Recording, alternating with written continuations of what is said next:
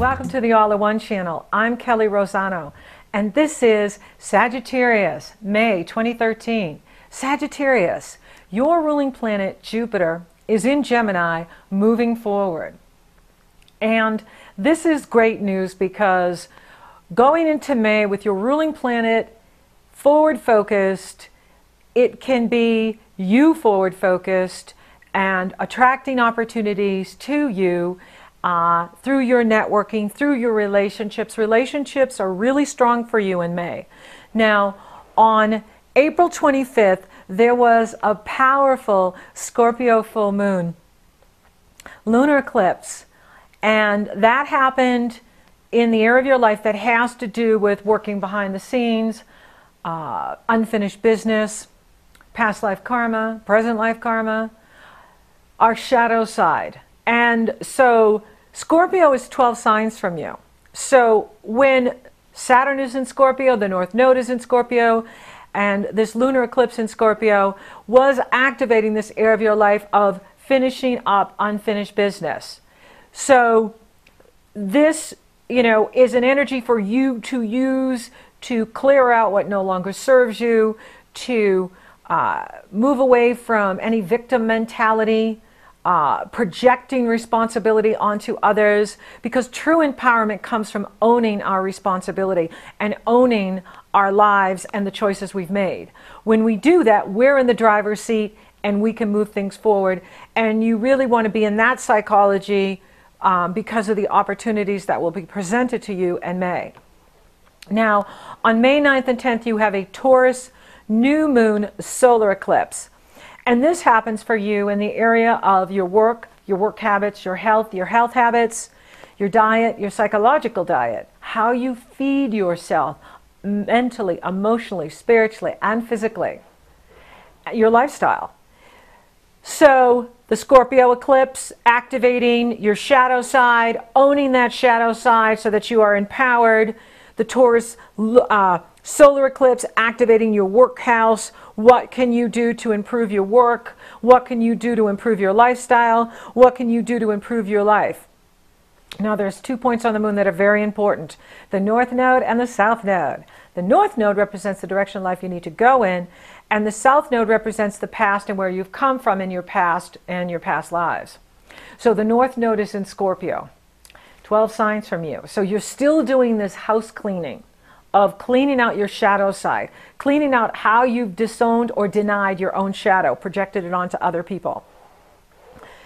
The Taurus solar eclipse closely conjoins the South Node at 17 degrees.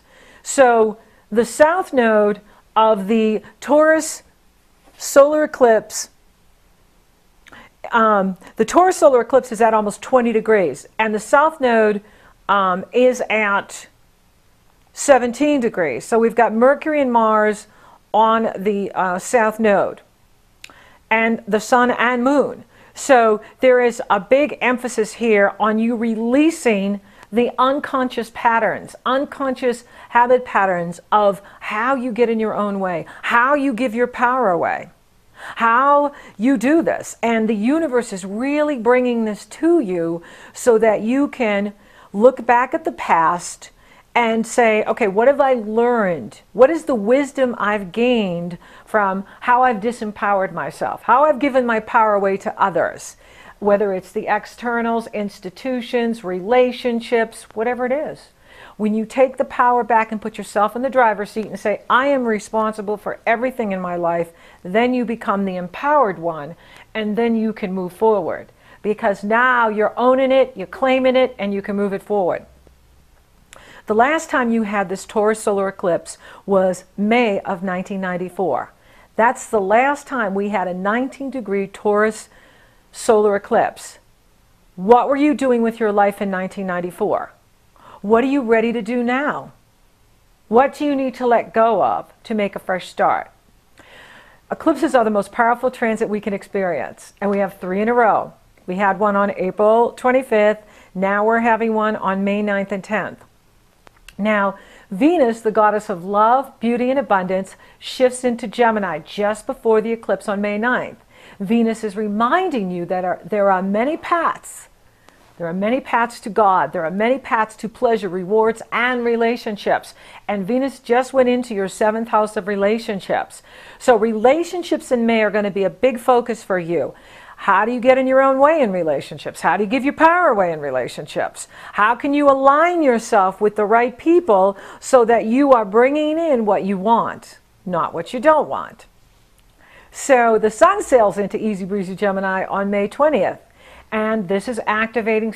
Gemini is 7 signs from you. Gemini is the opposite of you. Gemini rules the lower mind. Sagittarius rules the higher mind. Gemini rules how you think and communicate.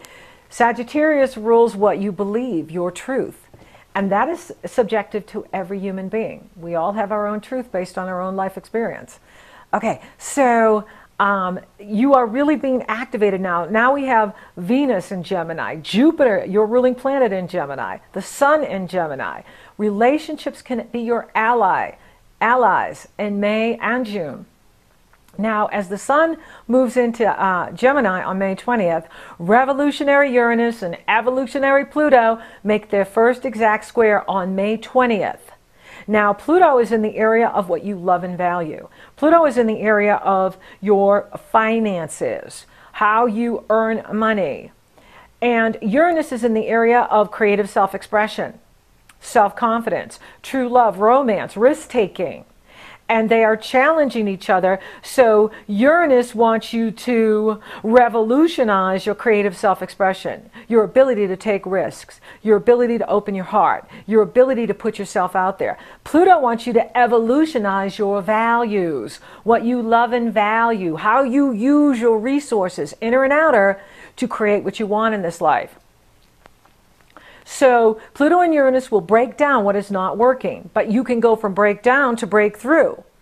Remember, resistance creates struggle. Now, you have the third of 3 eclipses on May 24th and 25th. This is the last Sagittarius lunar eclipse. Hallelujah! Eclipses are extra powerful full moons. It's an opposition between the sun and the moon. Now, Gemini sun opposing Sagittarius moon is at 4 degrees, and this is a supermoon. So this is really going to affect you Saggies between 0 and 5 degrees, because this is the last one. You're not going to get another one for 19 years. This affects all Sagittarians. Sagittarian moon, Sagittarian sun, Sagittarian ascendant, Sagittarian planets. Heck, we're all being affected, because we all have Sagittarius somewhere. So, last one, last call for alcohol, last one for 19 years. So whatever this one's bringing up, pay attention, because this is your opportunity to clear out what's not working and make a fresh start and new beginning of what you do want to create. You are going to have many, many opportunities coming at you in May and June. Many opportunities. Okay, and so this is a good time for you. Now, this is a supermoon. It's closest to the Earth and in direct alignment with the Sun and the Earth at the time of the eclipse on May 24th and 25th. This full moon is about you uniting your heart and your head, the power of your mind, your attitudes and perceptions, with the power of your beliefs, your dreams and your visions. Remember, we don't get what we want, we get what we believe. Neptune closely T-squares this eclipse, challenging you to use your intuition and your gut instincts when making choices. Sagittarius, what is truth for you? What is fantasy? What would you dare to dream and do if you knew you could not fail? So Neptune is in the area of your life that has to do with your foundation. And it's challenging you to believe in yourself, okay? And it's challenging you to have discernment in relationships, but know that these relationships can really be an ally for you. There's going to be so many opportunities coming at you. Use your instincts to decide which one is a good opportunity and which one is a fantasy. The mind can trick us, but the gut is right on. The intuition is right on. And if you trust your instincts and you trust your intuition, you can navigate the Neptunian illusion and create the life you truly desire, because there's going to be so many opportunities coming at you in May and June that it's going to be it's going to be a field day. And it's going to be wonderful. And these opportunities are in the time of planting in the spring in the northern hemisphere, and then we harvest through the fall. Now you end May with a wonderful Venus, Mercury, and Jupiter conjunction on May 27th and 28th. Here in the United States, the 27th is Memorial Day. And, so this is an uplifting energy. It stimulates personal interaction, great conversations, and positive pursuits. So you are getting some sort of gift from the universe, May 27, 28, the end of May, and it can come through other people, where other people are bringing you delicious opportunities, phenomenal opportunities, love relationships, business relationships, partnerships, where you can really feel like, wow, I'm being blessed. I am being empowered by the universe, and I'm going to trust my intuition to know which opportunities are worthy of my time and energy and which opportunities I can let go, okay? Because you're going to have a plethora, a bounty of opportunities presented to you in May, especially at the end of May. There's something really incredible where you could just put a cherry on top coming at you that you want to take advantage of.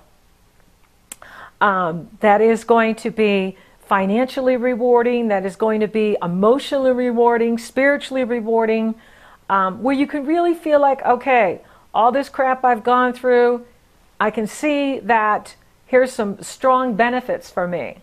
Then Mars enters this area of your life on May 31st. So you end May with Mars in Gemini. So you're going to have a lot of relationship opportunities. So for those of you that are single, you know the saying, when it rains, it pours.